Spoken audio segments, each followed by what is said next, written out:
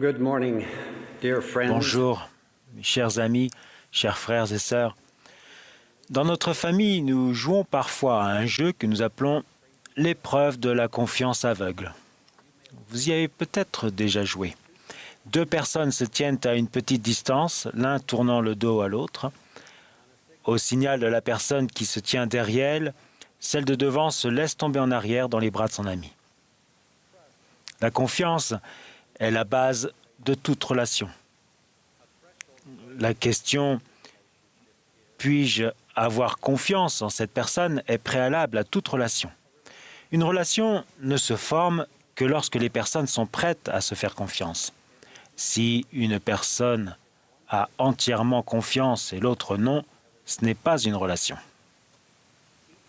Chacun de nous est un fils ou une fille d'esprit d'un Père céleste aimant. Cependant, bien que cette ascendance spirituelle constitue un fondement, elle ne crée pas en soi une relation spéciale avec Dieu. Nous ne pouvons développer une relation avec lui que lorsque nous choisissons de lui faire confiance. Notre Père céleste désire développer une relation étroite et personnelle avec chacun de ses enfants d'esprit. Jésus a exprimé ce désir lorsqu'il a prié « Afin que tous soient un, comme toi, Père, tu es en moi, et comme je suis en toi, afin qu'eux aussi soient un en nous. » Dieu recherche une relation si étroite et si personnelle avec chaque enfant d'esprit qu'elle lui permettra de donner tout ce qu'il a et tout ce qu'il est. Ce type de relation profonde et durable ne peut se développer que sur la base d'une confiance parfaite et entière. Pour sa part, depuis le commencement, notre Père céleste s'est efforcé de communiquer sa confiance absolue dans le potentiel divin de chacun de ses enfants. La confiance est à la base du plan conçu pour notre croissance et notre progression qu'il a présenté avant notre venue sur terre. Il nous a enseigné les lois éternelles, a créé une terre, nous a dotés d'un corps mortel et nous a donné le don de choisir par nous-mêmes. Il nous a permis d'apprendre et de grandir en faisant nos propres choix. Il veut que nous choisissions de suivre ses lois et que nous retournions jouir de la vie éternelle avec lui et son Fils.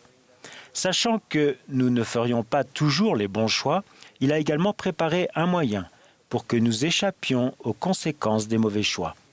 Il nous a donné un Sauveur, son Fils Jésus-Christ, pour expier nos péchés et nous rendre à nouveau purs, à condition que nous nous repentions. Il nous invite à nous servir régulièrement du précieux don du repentir.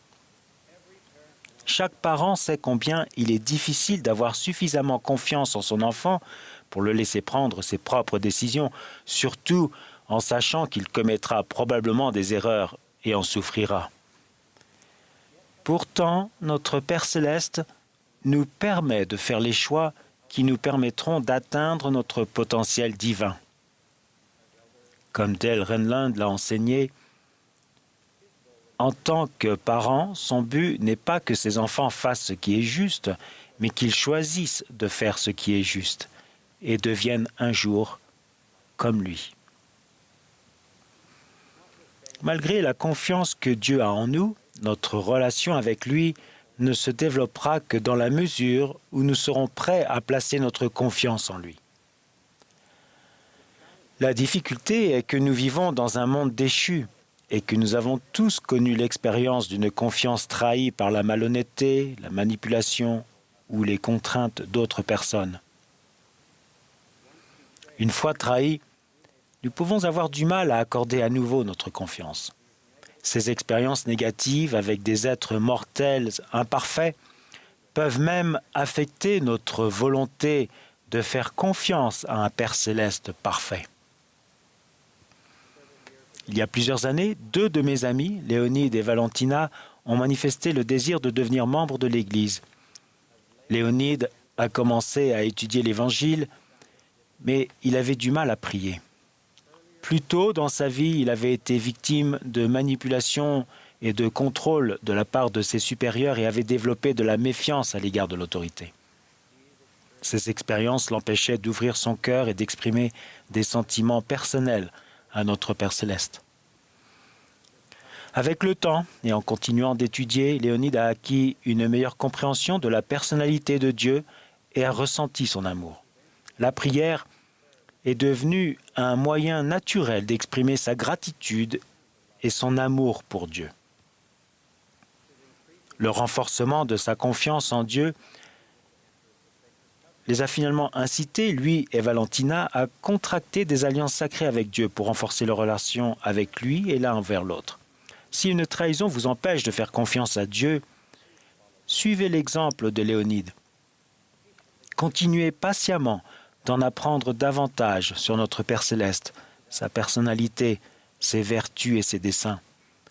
Cherchez des occasions de ressentir son amour et son pouvoir dans votre vie et notez-les. Notre prophète vivant, le président Nelson, a enseigné que plus nous apprenons à connaître Dieu, plus il nous sera facile de lui faire confiance. Parfois, la meilleure façon d'apprendre à faire confiance à Dieu est tout simplement de lui faire confiance.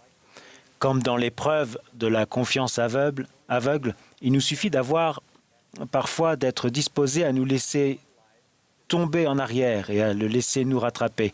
La condition mortelle est un test. Les difficultés qui nous poussent au-delà de nos capacités sont fréquentes.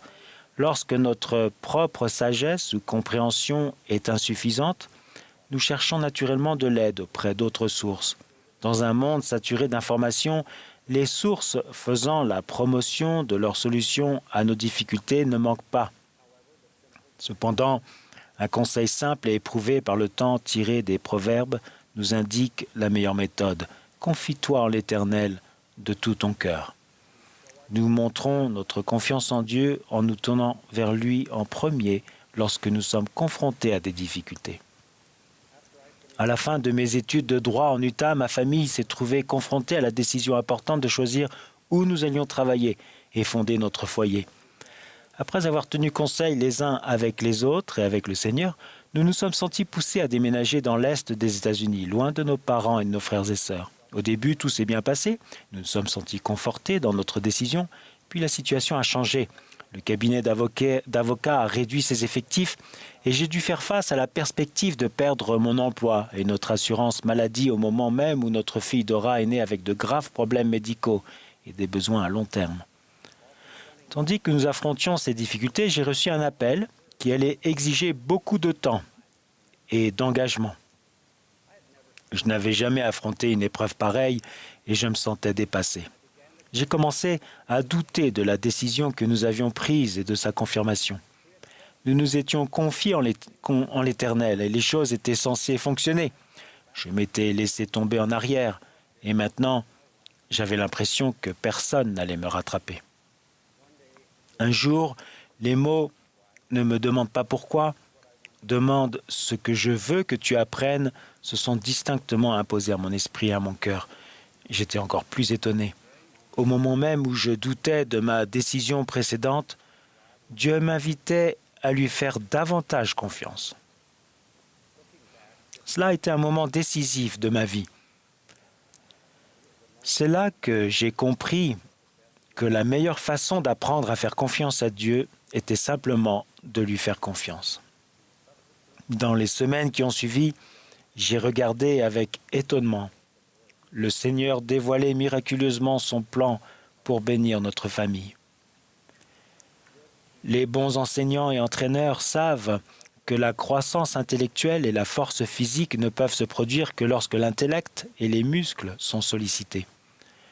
De la même manière, Dieu nous invite à grandir en faisant confiance à son plan d'apprentissage spirituel qui prévoit des moments de mise à l'épreuve de notre âme.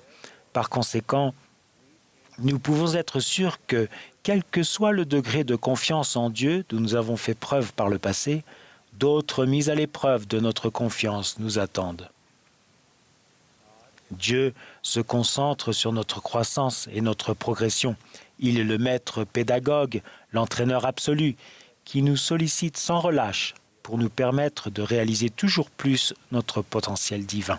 Cela comprendra toujours une nouvelle invitation à lui faire un peu plus confiance. Le livre de Mormon enseigne le modèle par lequel Dieu nous met à l'épreuve pour édifier des relations solides avec nous. Dans Viens et suis-moi, nous avons récemment étudié la façon dont Dieu a éprouvé la confiance de Néphi lorsque ses frères et lui ont reçu l'ordre de retourner à Jérusalem pour obtenir les plaques d'airain.